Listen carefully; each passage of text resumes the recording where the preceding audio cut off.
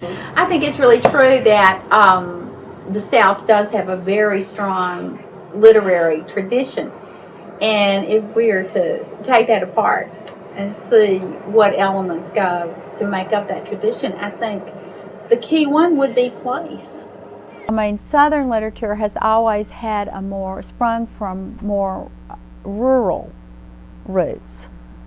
You know, it's, the land is so important to Southern writing, you know, and it always has been. And now a lot of times it's the lack of the land or the loss of the land. But I mean, it's the land still that is so tied. We are so tied to the land in terms of our stories and our music and our songs and our sense of who we are.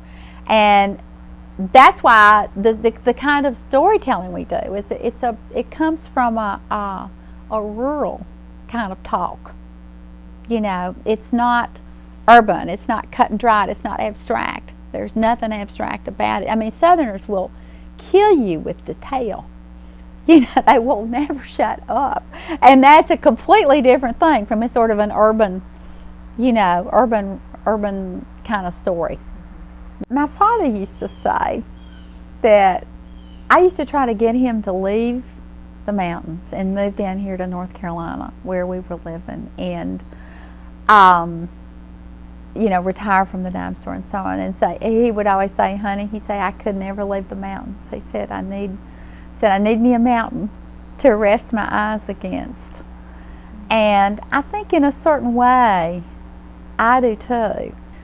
I need me a mountain to rest my eyes against because there is something in the contemplation of mountains, of nature, of natural places that leads us to think of things that are really important, that leads us to think of the real questions and issues and things that people need to be thinking about, I think, and to be writing about. And I think writers have always drawn their inspiration from the natural world.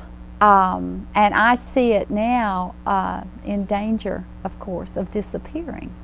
In many ways we're too late. In many places we're too late. But I think the quality of writing, the quality of thought, poetry, commentary, everything that human beings do to try to make sense of this world and appreciate it and record people's stories is so totally linked to the natural environment. And I think we've got to preserve it. Well, I think SELC has done a wonderful job of protecting the natural resources in the South, but the battle is still there and there's so much more to do. And I think in many ways it's even more urgent. You know, I just feel like the power of the corporations is so often seems unchecked and is terrifying to me. And I think that there's so much more to do, and I think we have to, you know, we have to support SELC. We have to get in there and do it.